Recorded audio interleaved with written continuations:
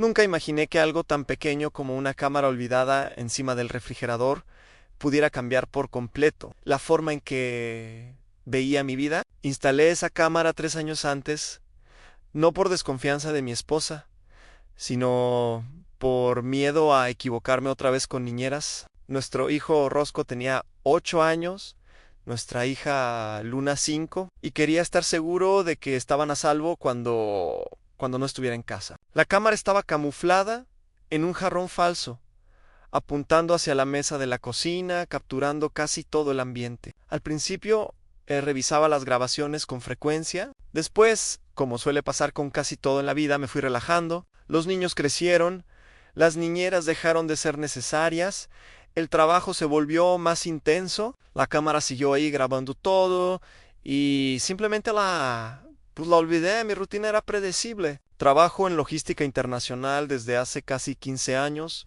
Viajo 2 veces al mes, a veces más. Paso días fuera supervisando transferencias de carga, resolviendo problemas aduaneros, manejando contratos y plazos. Es agotador, pero paga bien. Muy bien. Siempre vi esto como mi rol: garantizar comodidad, estabilidad y seguridad para mi familia. Mi esposa Yvette nunca volvió a trabajar después del nacimiento de nuestra hija menor. Dijo que quería ser madre a tiempo completo, cuidar de la casa, de los niños, y la apoyé sin dudar. Trabajé horas absurdas, me perdí juegos escolares, cumpleaños, cenas familiares. Me convencí a mí mismo de que todo tenía sentido, porque estábamos construyendo algo sólido juntos durante años. Realmente creí tener un matrimonio fuerte. 23 años juntos, 18 de matrimonio, una casa buena, barrio tranquilo, 2 autos en el garaje, vacaciones anuales. Nunca fui del tipo celoso o controlador. Confiaba totalmente en Ivette.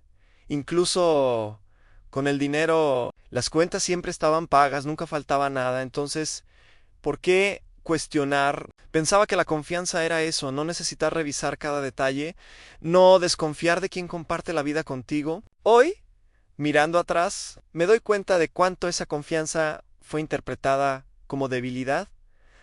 Todo comenzó a derrumbarse un lunes común de febrero. Debía estar viajando esa semana, pero un problema que requería mi presencia se resolvió de forma remota. Cancelaron mi viaje el domingo por la noche. Pensé en avisarle a Ovid, pero decidí darle una sorpresa. Tal vez podríamos pasar más tiempo juntos, cenar fuera, conversar como no lo hacíamos desde hacía meses. Cuando llegué a casa más temprano, noté que el auto de mi esposa estaba en el garaje, el de mi suegra estacionado en la calle y el sub de mi hermana Savannah en mi lugar. Me pareció extraño, pero no sospeché de nada. Entré a la casa en silencio, más por costumbre que por intención de espiar. Antes de llegar a la cocina, escuché risas. No eran risas comunes, eran altas descontroladas, de esas que solo ocurren cuando alguien es el blanco de la broma. Algo se revolvió en mi estómago. Me detuve en el pasillo, apoyado en la pared, y me quedé escuchando. Mi esposa contaba, riendo, cómo me había pedido que comprara leche a pesar de tener 2 galones llenos en el refrigerador, solo para hacerme perder el tiempo. Mi suegra preguntó por qué, e Ivette respondió que era divertido ver cómo obedecía sin cuestionar. Mi hermana dijo que siempre había sido así, desde niño, fácil de engañar. Sí, reían de mi ingenuidad, de mi confianza, y en ese momento, sin que ellas lo supieran, todo comenzó a cambiar. Me quedé parado allí por unos segundos que parecieron minutos enteros. Todo mi cuerpo se puso rígido, como si hubiera sido congelado en el lugar. Cada risa que venía de la cocina sonaba más fuerte que la anterior, como si alguien estuviera martillando algo dentro de mi cabeza. Mi hija Luna se unió a la conversación, diciendo que era tan despistado que ni siquiera notaba cuando el dinero desaparecía de mi billetera. Mi hijo Rosco añadió, riendo, que a veces se quedaba con parte del dinero que le daba para el recreo, porque papá nunca revisa. Escuchar eso de mis propios hijos fue peor que cualquier insulto de los demás. Allí entendí que no era solo falta de respeto, era desprecio Podría haber entrado en la cocina en ese momento, podría haber gritado, exigido explicaciones, volcado la mesa, armado un escándalo, pero algo dentro de mí simplemente se apagó. No sentí rabia explosiva, sentí un silencio frío extendiéndose. Me alejé despacio, sin hacer ruido. Salí de la casa y me subí al auto. Cerré la puerta con cuidado, como si cualquier sonido pudiera delatar lo que acababa de escuchar. Me quedé allí sentado, con las manos en el volante, mirando la fachada de la casa que creía que representaba seguridad. Por primera vez en décadas, me di cuenta de que ese lugar no era mi hogar. Era solo el escenario donde era tolerado mientras fuera útil. Fue dentro del auto que recordé la cámara. El recuerdo llegó como un golpe seguido de claridad. Tomé el celular, abrí la aplicación que no usaba desde hacía meses y me conecté al sistema. La imagen apareció en la pantalla casi al instante. La cocina, la mesa, las mismas personas, las mismas risas. Retrocedí la grabación al inicio del día. Vi a mi esposa, a mi suegra, a mi hermana, e incluso a mis hijos repetir comentarios sobre mí con una naturalidad aterradora. No era algo aislado. Eso ocurría con frecuencia. Cada vez que viajaba, cada vez que estaba fuera, hablaban de mí como si fuera un personaje ridículo, alguien que existía solo para bancar sus vidas. Seguí viendo, ahora retrocediendo días, semanas, meses. Cada grabación era una nueva puñalada silenciosa. En una de ellas, escuché a mi esposa comentar que había enviado una gran cantidad de dinero a alguien, y mi suegra respondió preguntando si no desconfiaría. Yvette se rió y dijo que era demasiado tonto para notar algo. Pausé el video, sintiendo un peso en el pecho que nunca antes había sentido. Retrocedí la grabación, subí el volumen y escuché claramente cuando mencionó el nombre de su exnovio. $30,000. Mi dinero enviado sin mi conocimiento, tratado como una broma entre ellas. Apagué la aplicación y tiré el celular en el asiento del pasajero. Me quedé mirando al frente, respirando, tratando de entender cómo había llegado a ese punto. 23 años de matrimonio, resumidos en bromas crueles, grabadas por una cámara que yo mismo instalé. No lo haré, no grité, no golpeé nada. Solo me quedé allí sentado y tomé una decisión que cambiaría todo. No confrontaría a nadie, no mostraría que lo sabía. Ese desprecio solo era posible porque creían que nunca me daría cuenta, y en ese momento decidí usar exactamente esa certeza en su contra. En los días siguientes volví a la rutina como si nada hubiera pasado. Besé a mi esposa antes de irme al trabajo.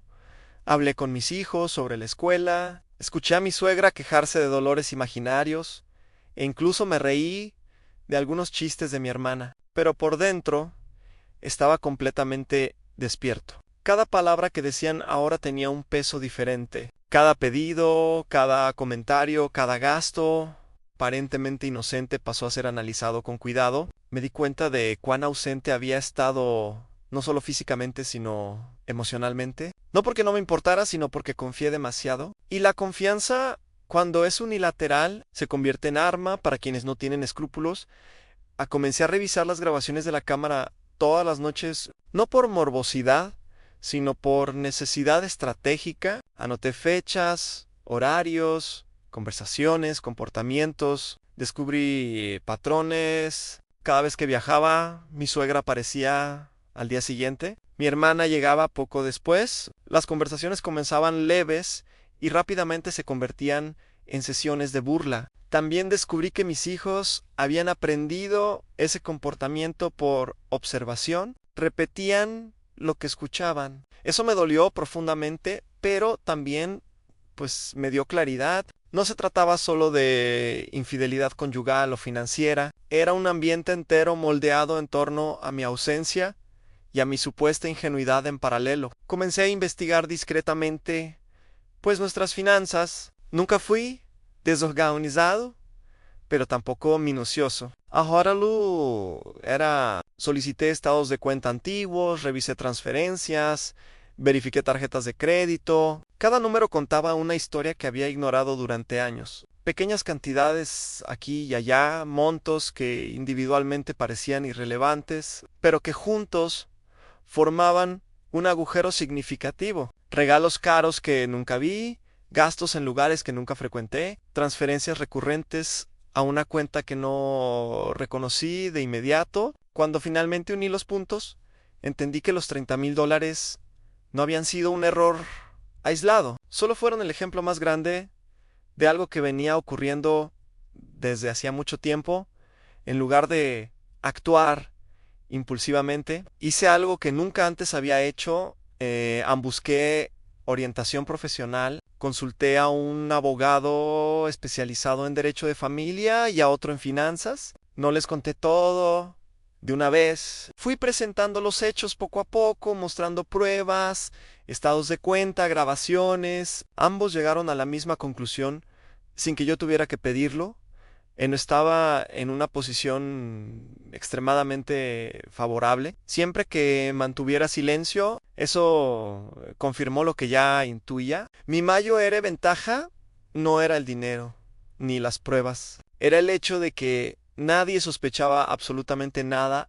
Fue en ese periodo que comencé a transformarme internamente. No de forma visible, pero sí profunda. Dejé de justificarme. Dejé de disculparme por trabajar demasiado, empecé a observar más y hablar menos. Cuanto más callaba, más cómodos se sentían para actuar como siempre. Las bromas continuaron, las transferencias también, y mientras ellos creían que seguía siendo el mismo hombre distraído de siempre, yo estaba construyendo algo en silencio. Algo que no dependía de gritos, acusaciones o confrontaciones, solo del tiempo, la paciencia y la certeza de que, al final, quien ríe último no es quien hace más ruido, sino quien entiende el juego con el paso de los meses. Comencé a reorganizar mi vida financiera de manera casi invisible. Abrí una nueva cuenta bancaria a mi nombre en un banco diferente y empecé a depositar parte de mi salario allí. Nada drástico, nada que levantara sospechas. Seguí pagando todas las cuentas de la casa, manteniendo el mismo nivel de vida, las mismas rutinas. Por fuera, seguía siendo el mismo marido predecible. Por dentro, estaba desmontando pieza por pieza, la estructura que permitía que todos me trataran como un tonto. Cada depósito era una capa de protección. Cada decisión silenciosa era un paso fuera de esa trampa emocional. También comencé a registrar todo con aún más cuidado. Capturas de conversaciones, copias de correos electrónicos, respaldos de las grabaciones de la cámara, en múltiples dispositivos. No quería solo probar que algo estaba mal, quería un retrato completo imposible de distorsionar. Algunas noches, al ver las grabaciones, me preguntaba cómo había permitido eso durante tanto tiempo. Pero pronto apartaba ese pensamiento. La culpa no ayudaba en nada. El enfoque debía ser absoluto. No se trataba de venganza emocional, se trataba de consecuencia lógica, de mostrar sin gritos que cada elección tiene un costo. En una de las grabaciones, algo llamó mi atención de manera diferente. Mi esposa comentaba, riendo, que si descubría algo, bastaría con llorar un poco para que se diera. Mi suegra estaba de acuerdo, diciendo que siempre había sido blando. Eso ya no me hirió como antes, me dio certeza. Estaban tan convencidas de su superioridad que no concebían la idea de estar siendo observadas. Fue en ese momento que entendí que no necesitaba apurar nada. Cuanto más cómodas se sintieran, más completas serían las pruebas. Y cuanto más completas las pruebas, más definitiva sería la caída. En medio de todo esto, noté algo curioso. Si has llegado hasta aquí en esta historia, probablemente entiendes exactamente lo que significa ser subestimado. Entonces, antes de continuar, vale la pena hacer una pausa rápida. Si te gustan las historias donde la justicia no llega con gritos, sino con estrategia, suscríbete al canal y deja tu like. Eso ayuda mucho a seguir trayendo narrativas intensas como esta, donde el silencio habla más fuerte que cualquier confrontación. Ahora, dicho esto, es hora de volver a la historia, porque fue a partir de ahí que todo comenzó a alinearse de una vez. 11 meses habían pasado desde el día en que escuché esas risas por primera vez. 11 meses de normalidad aparente, cumpleaños celebrados, cenas familiares, viajes de trabajo. En ningún momento dejé entrever que algo era diferente. Mi esposa seguía confiada, mi suegra seguía presente, mi hermana seguía burlona. Creían tener el control total de la situación. Lo que no sabían era que en ese punto ya tenía todo lo que necesitaba. Cada pieza estaba en su lugar. Cada salida estaba calculada y el momento de solo observar estaba llegando a su fin. Elegí el día con el mismo cuidado con el que alguien elige el momento adecuado para mover la última pieza de un juego largo. No fue un día especial, no fue una fecha simbólica, fue un miércoles común, precisamente porque quería que fuera común. Llegué a casa más temprano nuevamente, pero esta vez no me quedé en el pasillo escuchando. Entré por la puerta principal, saludé a todos con calma y dije que necesitaba hablar después del almuerzo. Mi esposa me miró con curiosidad, pero no mostró preocupación. Para ella seguía siendo demasiado predecible como para representar alguna amenaza después de que mi suegra y mi hermana se fueron. Pedí a Ivette que se sentara conmigo a la mesa de la cocina, la misma mesa donde habían ocurrido tantas risas. Abrí mi computadora portátil despacio, la conecté a la corriente y respiré hondo. No levanté la voz, no hice acusaciones, solo dije que necesitaba mostrarle algo importante. Cuando reproduje el primer video, vi cómo su sonrisa desaparecía poco a poco. La imagen mostraba exactamente lo que ella creía que nunca sería visto. Las bromas, los comentarios, las certezas. Intentó interrumpir, dijo que era una broma, que estaba exagerando. Seguí pasando los videos, uno tras otro, sin decir una palabra. Cuando llegué a la grabación de la transferencia de dinero, el ambiente cambió por completo. Comenzó a llorar, diciendo que era un préstamo, que pretendía devolverlo, que yo nunca había preguntado si necesitaba algo. Seguí en silencio y abrí los estados de cuenta. Mostré fechas, montos, patrones. Mostré que no era un error aislado, era un hábito. Cuando finalmente hablé, mi voz salió firme, controlada, casi fría. Dije que no estaba allí para discutir sentimientos. Dije que todo ya estaba documentado y que había hablado con profesionales. Fue en ese momento cuando entendió que no había negociación posible en los días siguientes. El castillo comenzó a derrumbarse con una rapidez impresionante. El exnovio a quien le había enviado dinero dejó de responder mensajes tan pronto como se dio cuenta de que no habría más transferencias. Mi suegra, que siempre tenía opinión para todo, dijo que no podía ayudar económicamente. Mi hermana se alejó, diciendo que no quería involucrarse. Uno por uno, todos aquellos que se reían de mí desaparecieron cuando se dieron cuenta de que la fuente se había secado. Observé todo sin interferir. No había placer en ese proceso, solo una constatación silenciosa de lo frágil que era su lealtad con mis hijos.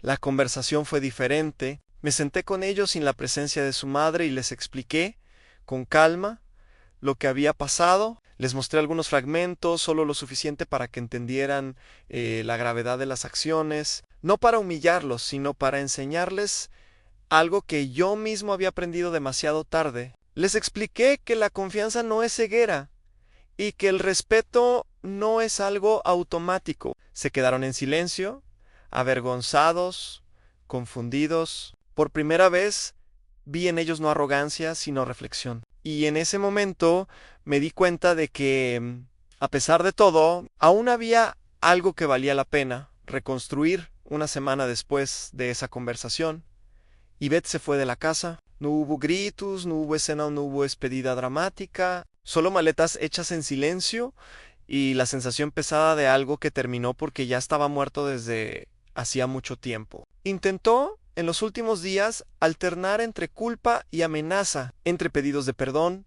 y acusaciones veladas.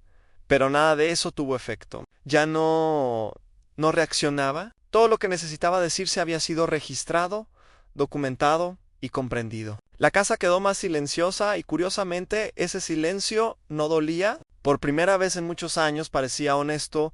El proceso legal siguió el camino que ya esperaba. Las pruebas eran claras, organizadas, imposibles de refutar. No tuve que exagerar nada, ni pintar a nadie como villano más allá de lo que sus propios actos mostraban. Me quedé con la casa y con la custodia principal de mis hijos. No por venganza, sino porque la estabilidad importa, y Beth recibió exactamente lo que la ley determinaba, ni más ni menos. Ningún acuerdo emocional, ninguna concesión basada en lástima, solo consecuencia. Cuando todo se finalizó, me di cuenta de que no sentí alivio explosivo. Sentí algo más sólido en paz.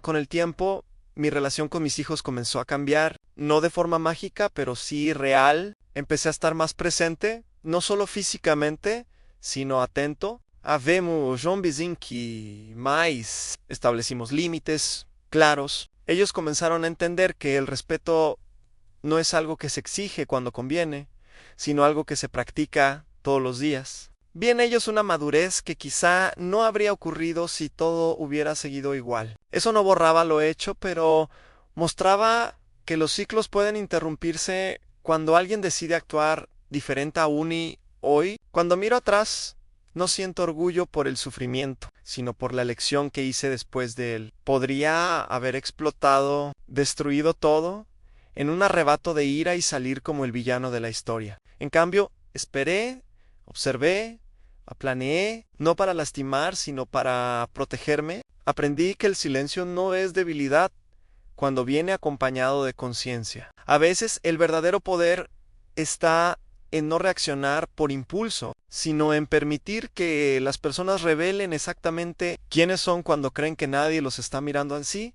Hay algo que esta historia me enseñó. Es que nunca se debe confundir la calma con la ignorancia. Muchas veces quien parece distraído solo está reuniendo información. Quien parece pasivo solo está eligiendo el momento adecuado. No me vengué gritando, acusando u humillando. Simplemente dejé de sostener una mentira que beneficiaba a todos, menos a mí. Y cuando esa estructura se derrumbó, lo hizo sola. Porque al final, quien construye algo basado en el irrespeto, siempre olvida un detalle simple. Basta con que una persona despierte para que todo se derrumbe.